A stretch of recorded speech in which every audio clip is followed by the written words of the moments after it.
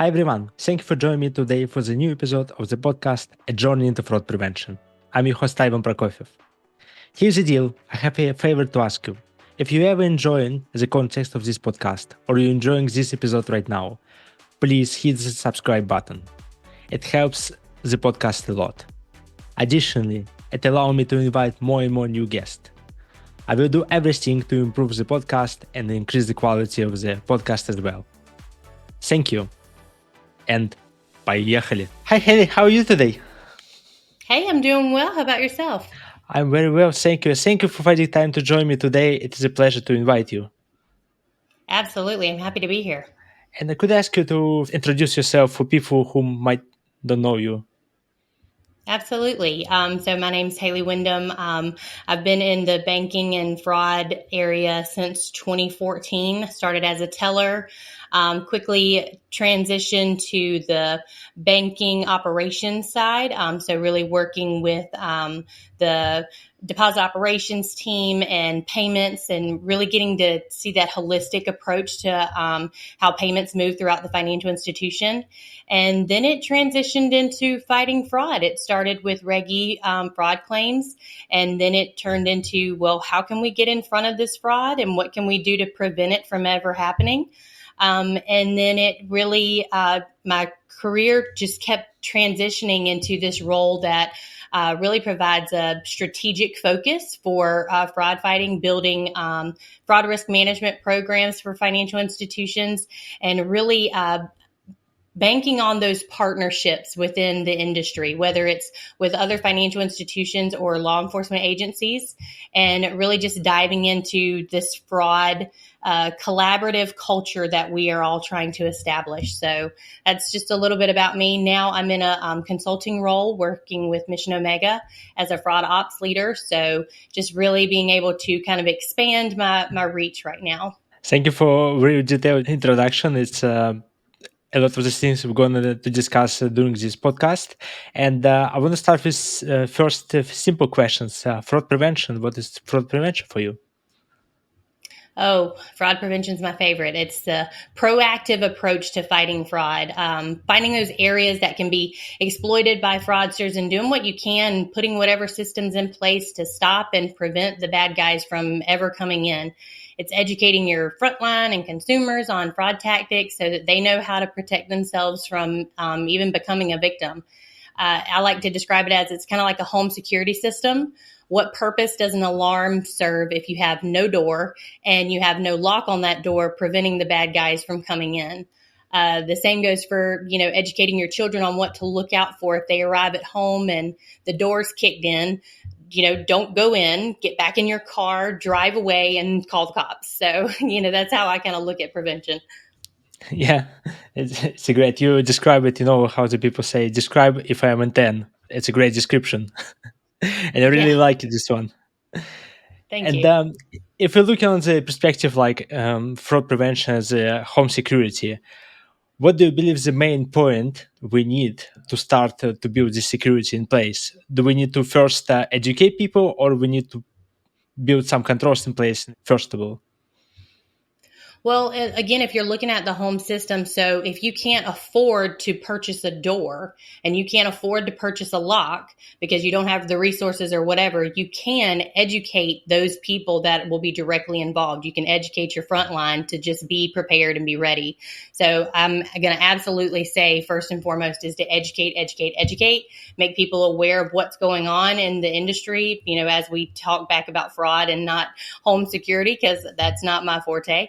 But, just preparing the consumers, the community, and even just your internal teams on like, here's the trends, here's their tactics, and here's what we can do to mitigate. Here's what you can do to look out for.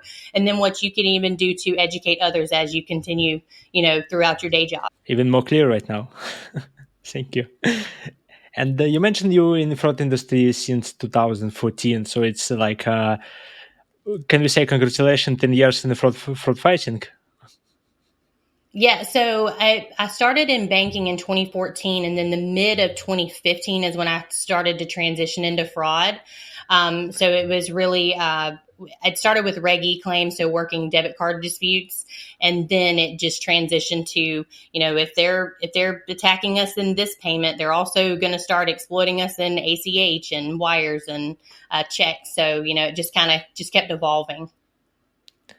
And what's based on your opinion so far changed the industry for these like 9/10 years? I'd probably say the transition from members and customers being the victim to being accomplices in these first party frauds. Not saying that it's everywhere, or it is everywhere, but not saying that it's everyone.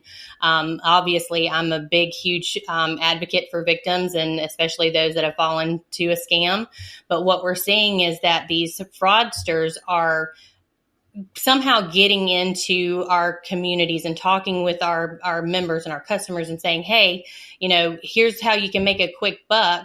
We're going to purchase this and you dispute it with your bank, and then they're going to give you the credit and you get to keep some of the money. I get to keep some of the money. And they're thinking that there's no consequences for this.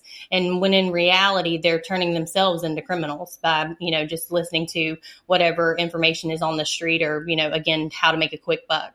So first party fraud is the biggest issue, I think, and the biggest change is that it went from everyone truly being a victim and not understanding how fraud was happening to now we've got a lot that are participating in the fraud. Right.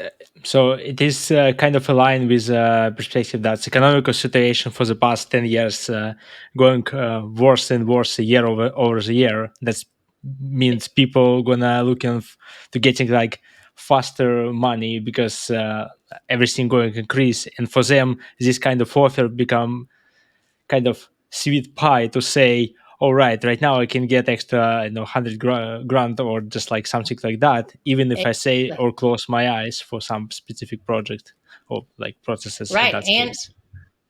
Exactly. And the problem is too, is the lack of really not necessarily the lack of prosecution, but the lack of time and sentencing that these criminals are getting. Like, it's a slap on the wrist at first, and then it's, 1 to 2 years, but then you go to county jail and it's like the hard knock school for fraudsters, and they teach them how to do it better. So they get out of jail and just continue to, build up their scam business, I guess. Yeah, scary things. And with the social networking, it's going to be even worse because like people looking on some stories in Instagram or videos in TikTok when someone I don't know gain so much and they just like become jealous, and after this they're getting messages that they want to do the same stuff, and they become addicted. That's, Yeah. why you actually join fraud fighting, like as a fraud prevention specialist in the first place? Is it like was accident or someone forced you, or maybe it is something else that's motivated to join? So I will say it definitely wasn't forced, but it was in a sense like no one else wanted to do it in the institution I was working at. And I was kind of bored with the general ledger balancing and just the normal bookkeeping aspect of operations. So it was the one function that everybody was like, oh, we hate when these come in. We don't want to do them. And so they were like, well, Hailey, you're bored. Here, you do this. And I quickly dove in, and it was just like this I don't know, this new world for me where it was, okay, here, let's dispute this and try to get the money back. Well, then we are getting merchant claims documents back that say, hey, no, your person participated in this. And when we go back and we ask the customer, like, did you, participate? This is what the merchant's saying. And they're like, no, we never received that.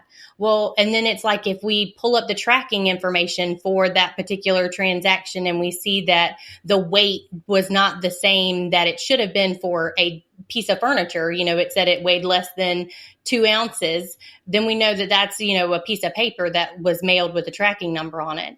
And so really being able to dive into the investigation side of it. So, okay, now we can prove this, our member was, a victim of a scam. And then it turns into, hey, how do we prevent this from ever happening? Like, is this something that they actively participated in, or is this a compromise situation? So what do we do from there? And it was just this new realm of the unknown and learning and being able to continuously educate myself, and then of course protect the membership as a whole. What still motivated to stay there and for a long time and still like enjoying what you're doing, how you to prevent people? Is it some particular sense of justice or something else?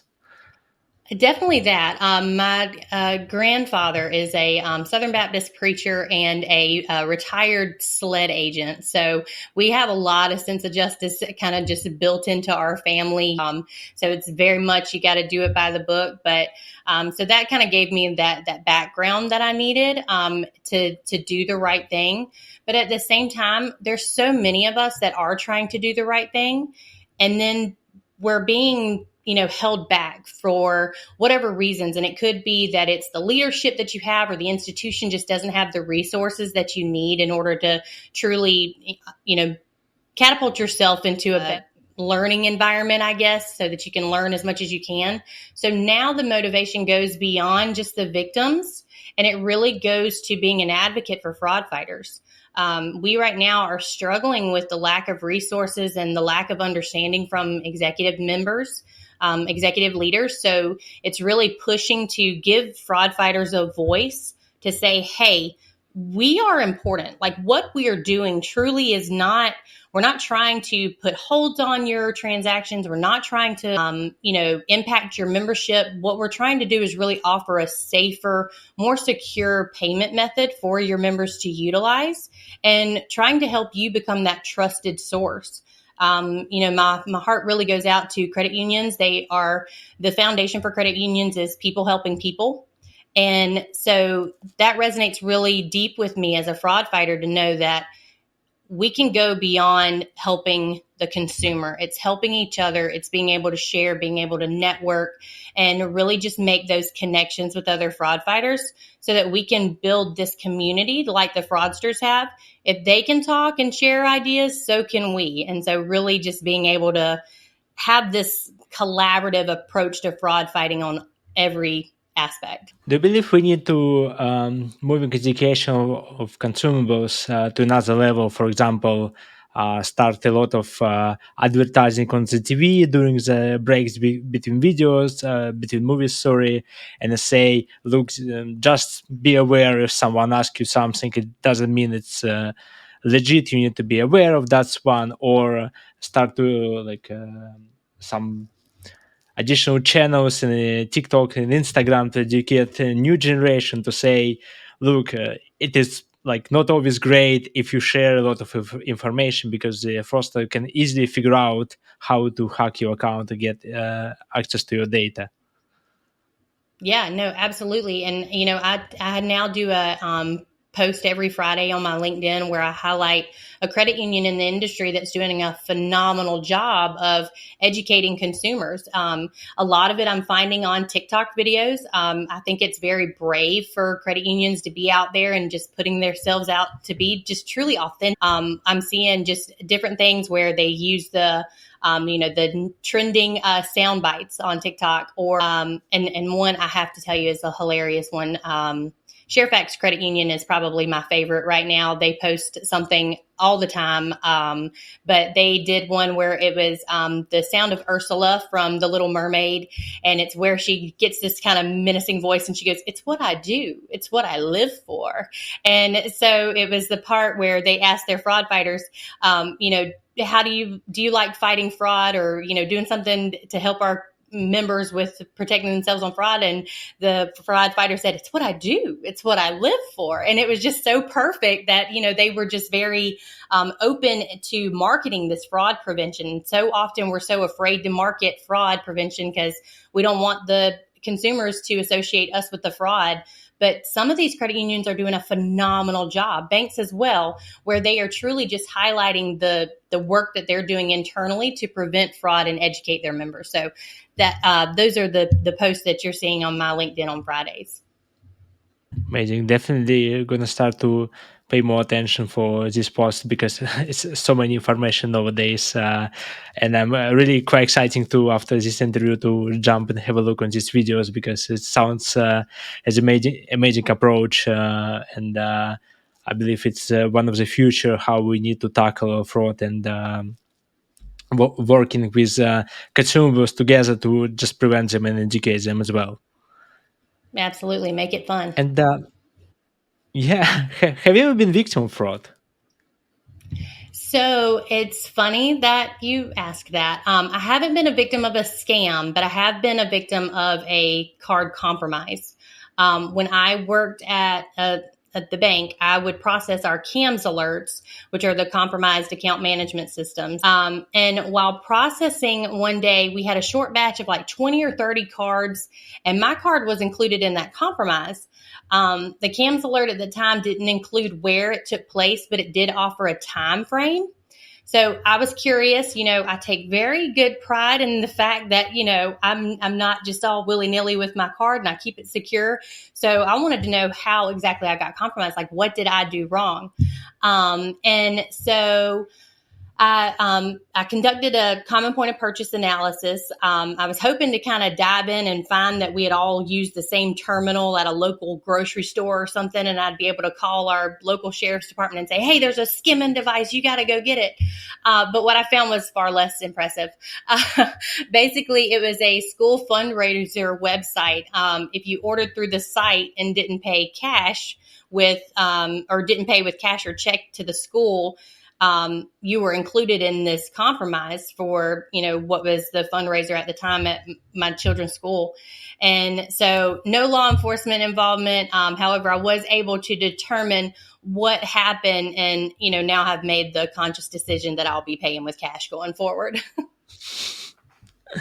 It's quite interesting story when you work in an organization and one day you want one of the list and you just like, right, how it's supposed to be happened, and you start to really like activate your fraud prevention mind, understand what was the point of compromise, is it who is involved with it, are we sharing the same pattern, something, and you realize at the end it's like small things that's like how it's supposed to be happened.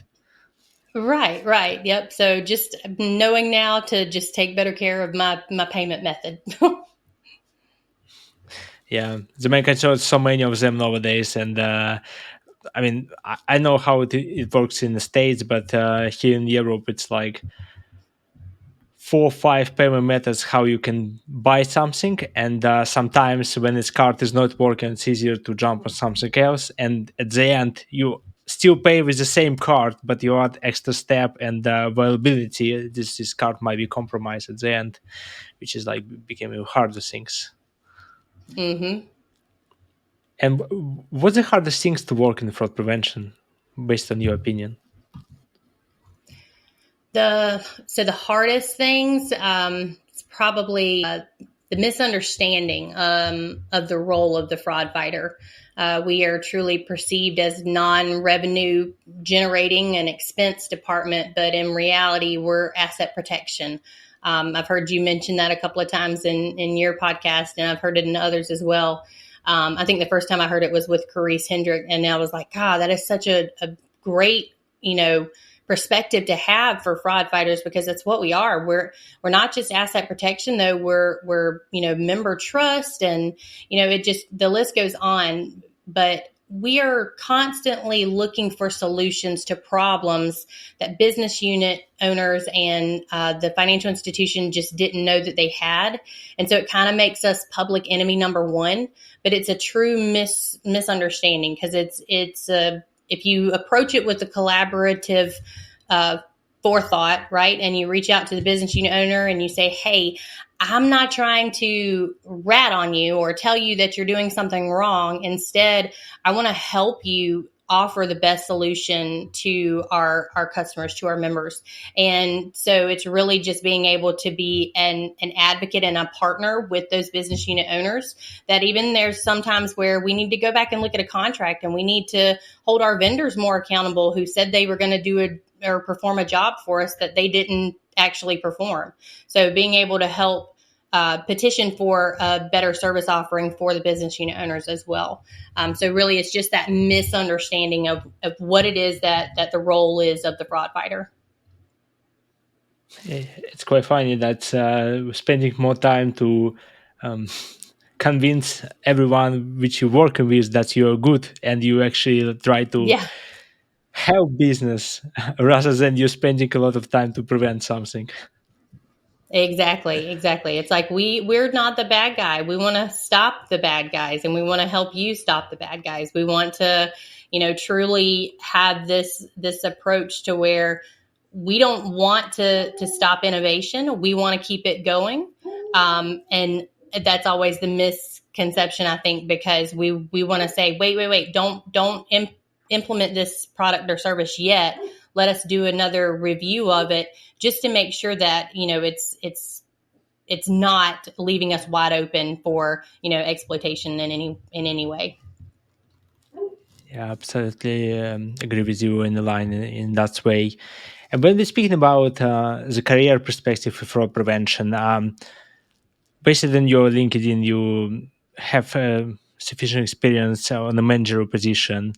Can you give us advice for people who right now are sitting on the courts in your position and considering to move from IC individual contributor to manager position? I think what helped me achieve this at my last institution was just the passion and the drive to collaborate again with those business unit owners. Instead of creating a silo where it was them always against fraud, instead of placing blame or calling out the risk to executive leadership, it was truly partnering with those business unit owners to allow them the opportunity to advocate for their products and how they want to see fraud prevented or deterred, instead of me shoving my ideas down their throat. We really work together to understand each other's needs to be successful. And we're even able to enhance process efficiencies as we went on. I think the way to win too is to say, it's not about me. It's not about necessarily the fraud prevention even. It's about our members and our customers. How are we going to provide the best service to them? And truly, I think it's, be tenacious and consistent. With me, it was, I couldn't stop. There was always something else that was happening, but at the same time, there's always a new fraud, right? You come in on a Monday and you were fighting check fraud last week. Well, this week you're going to be fighting wire fraud, and it's going to be a continuous, circle. You're going to go back and forth to the different payments, and you're not going to know it's a new day every day, right? And something new, which is one of the main reasons I love fraud fighting. It's always something new, something different, but always keep in mind, like, what is the end goal, and being able to say, hey, holistically, this is what we need to do. I could have gone in and just been an analyst and sat in that role and did just what my job asked of me. But instead, I kept going and kept pushing and saying, hey, look, while yes, I can work these alerts, we would really better use our time if we would focus here. Like, here's a process efficiency we can make where we've got too many people with their hands in the pot that we can, start utilizing really some automation, right? Because we want to get rid of that manual review. Not always, because I love a manual review, don't get me wrong. But at times, if we are too overwhelmed, if our staff is overwhelmed and they've got 100 alerts that they need to work through, and a lot of them are false positives or whatever, they're going to get bored with it and they're not going to want to look at them. But if you say, hey, here's 35 that we know are fraud, we just need you to look at them to determine if it's a fraud that we can prevent or if it's a fraud that's already happened. Or if we know, maybe they're not 100% all going to be fraud, but the false positive ratio is going to be in the 5-10% now.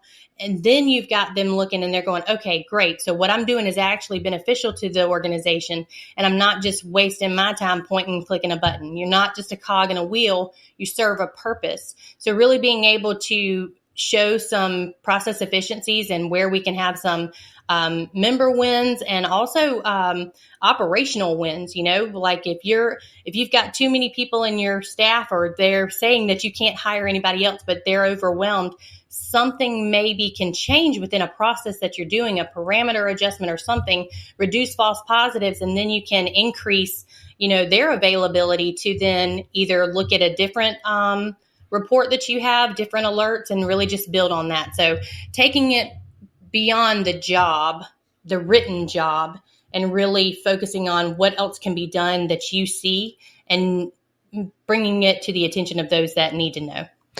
So Jane is speaking, if we summarize it, what you just said, that as a manager, you need to have a clear vision and a strategy, like Jane is speaking. Yes. Yep. Yeah, and if you're able to ask one questions to define if the person ready to become manager, or if you're hiring someone without manager experience, what's going to be a question? Ooh. Probably. My go-to question is always, how. But of course, like if you've ever been a victim of a fraud, but how do you look for fraud? What is something that you look for that is suspicious? Or if you're looking at an account and it's suspicious, what makes it suspicious to you? So when I'm looking, I want to see how they can look at it holistically, like not just within the alert. I want to know if their minds go somewhere else, which that's also from an investigation side. For the manager side, if I'm asking, if I'm hiring a manager, my question is going to be more of, how will you support your team? Because they are going to have one person that's there for them, and that's your job. If your job is the manager, and even if you're not the manager of a group, but you're the manager of a program, how are you going to support the initiatives within that program? Are you going to highlight yourself, or are you going to push others to do what they're good at? Are you going to highlight those others that are doing a great job and say, hey, you are doing a phenomenal job, and I want to make sure that you understand that you provide value? How are you going to do that as a manager? And I really think that that's something that we all need to kind of ask ourselves, is that if you are a manager, how are you showing the value that your team provides to you and to the organization? And if you can't answer the value that they have, then you probably shouldn't be a manager. You should be able to lift up your team no matter what. Under any circumstances, you should always be able to advocate for your team and the job that they're doing and the value that they bring. Great questions, and I really like how you not only ask the questions, but provide the details, what it's mean, like, and what's your expectation for the person to provide this reply. Because if you hire the manager and you clear here that's like more I see answers, you like already know that's okay. I don't want to hire someone who probably have so much experience and maybe knowledge at all to the manager position, which is going to be ruin the team, because it's going to be selfish person, generally speaking, and who looking Absolutely. after themselves rather than a team. Yep. So fraud is really a dynamic place, and it's a lot how happens nowadays, and sometimes it's maybe overwhelming. If you tomorrow wake up and decide, I know I don't want to do this anymore, do you have any particular industry you want to join and going away from fraud prevention? Probably prosecution, but I'm going to tell you, I'm here to stay. As long as the fraudsters are out there taking advantage and doing wrong, my hope and my plan is to be here fighting fraud alongside the great industry that we have built so far. But if I'm no longer on this side of it, I'll be on the prosecution side, probably following Erin West. Anything and everything that she's doing, she's like one of my top heroes and people that I just look up to. I just love what she's doing. And, we're trying to do some similar things in South Carolina. I, however, have no legal degree or background. My legal degree extends to watching crime scene shows and and seeing that process. But I would probably be on the prosecution side to bring justice to the victims. I have actually one question left. It's two types of people right now in the industry. One type of people who just tired of this and really looking opportunity to escape and start doing something else, and another group of people who just right now graduated from somewhere and they don't know where to start and they're considering fraud prevention as a new area as the first career path. What's going to be your advice for both of these groups? Don't be afraid to start at the beginning. For me, I think what helped me the most with my career, specifically in banking, is that I started out on the front lines as a teller. It really gave me the understanding of here's that interaction with the customer face to face. I've always been a customer, but being able to be on the other side and seeing like here's what we do and why we do what we do. But not being afraid to start there on the front lines or to start in the call center. You think I want to dive straight into fraud, but really what will help you the most is understanding the process. And so too often, I think we're trying to, if we are in a starting, place and we don't have any work experience, we're like, well, all I want to do is fraud and I want to work in data. Well, if you don't really have any banking experience, it's hard to jump into that data because you really need to understand at what point in the journey is this payment, being able to understand when you accept a check for deposit, how long does it take for it to process through the Fed and get to the other, FI? And then how long is it going to take for a return to come back if there is a return? And where is the accountability or the warranty and the liability shift for the institution? Really being able to understand the full picture is going to be hard to do if you're starting in fraud with no prior experience. So for me, I've talked to someone recently about this. That's they're actually a dispatcher right now, and have a criminal degree, and she's like, I just want to get into fraud. What do I do? And for me, it's start in a call center or start in an introductory teller level.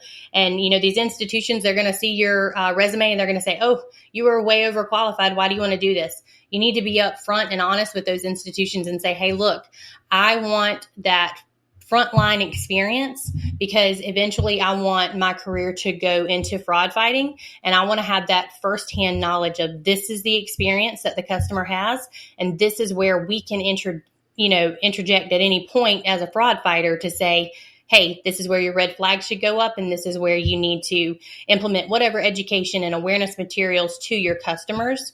So for me, don't be afraid to start at the beginning of the process, whether it's call center, teller, member service or customer service rep, just at any level where you're really getting that hands-on experience with the customer journey.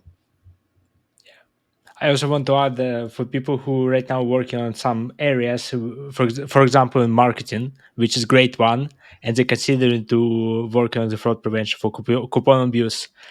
Your knowledge of the how to coupon works, what the benefit customer get is very valuable because you already see what the benefits fraudsters have to abusing these coupons, and this is a really valuable skills and it maybe requires some still additional understanding about how it works and what's the solution in the markets, but at the end of the day, it is still great knowledge that you can bring and instantly apply for your first job in the fraud prevention area. Absolutely. To be honest, I don't have any other questions left, but I want to ask if you work on any specific projects or initiatives that you would encourage people to have a look and pay more attention. Do you want to share something with us? Yeah, absolutely. I've got two things that I'm working on right now. One, of course, that I've been very open about is the Crypto Coalition in South Carolina. We're following Aaron West. I've gotten a lot of traction here recently, talked with the Bankers Association president, the AG's office, and we're really getting some momentum going. So just want to have that push out there that, California did it and now South Carolina's trying to do it. And, if you look at the U.S. map, we are total opposite ends in more ways than one. And we've got two fraud fighters working together to try to make this thing a reality. And so if South Carolina can do it, if California can do it, so can you. It's really something that we need to try to do better to allow these state agencies to start prosecuting and trying to recover these crypto funds. So that's a big one I'm working on. And then the other one, which I have not released out loud yet, but I will here, is we are working on a fraud podcast specific for banks and credit unions. So I'm really looking forward to pushing that out. We're going to discuss the fraud tactics and trends that are going on and how these institutions can really do a better job of combating and really enhancing the resources that fraud fighters have and really giving a better appreciation for what the fraud fighters are doing in financial institutions. Great. I also want to mention when I saw your post about these crypto initiatives and when you started initiate conversation with government, I was so impressed that one person can actually start this conversation, because I came from an environment, a country where one person can't do much. But when I read through your post, I just wow, that's huge, and it takes a lot of the power to start this conversation and to make sure that you not drop it on the middle. Really good luck to you. I believe you're gonna achieve it, and it's gonna be another state that's start to this initiative with the crypto safety. And with your podcast, really enjoy it, and good luck as well. Start. Always happy to help if you need any help. Thank you so much. It's much appreciated. And yeah, you said it takes a lot of power, and it's not power. I have no pull in South Carolina, but it is just being persistently consistent, letting them know I'm not going to back down. It's not going to be something that's going to go by the wayside. So just, if you've reached out or haven't reached out to someone, and this is for your audience, if you need to talk to someone in your local or state governments, feel free to go to those state websites. That was one way that I really got some feedback, is because I know that those sites are audited. So an email can get lost, but not if you do the contact us through the state legislation pages. So just a tidbit of advice. If you can't get a response, go there, because they have to respond to you through there. So yeah, but anyways, consistently persistent, fraud fighter, passionate, tenacious, and, just ready to hit the ground running and make something happen. Thank you so much, Hailey, for joining me today. It is a pleasure to invite you and listen your story and listen all these advices. All of them very valuable nowadays, and I believe going to be valuable for a long period of time. Once again, great conversation. Once more time, that thank you so much for finding time to have a conversation with me. Thank you too. So I'm gonna say my favorite word at the end of each episode, which is cut.